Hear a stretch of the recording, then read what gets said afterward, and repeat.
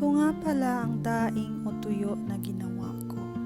Ngayon araw ay tirik ang araw at mainam para magbilad ng isda para gagawin daing. Pinaghalo-halo ko lang ang mga sangkap para sa aking gagawin na daing, katulad ng asin, paminta, suka, asukal, vinegar, at bawang.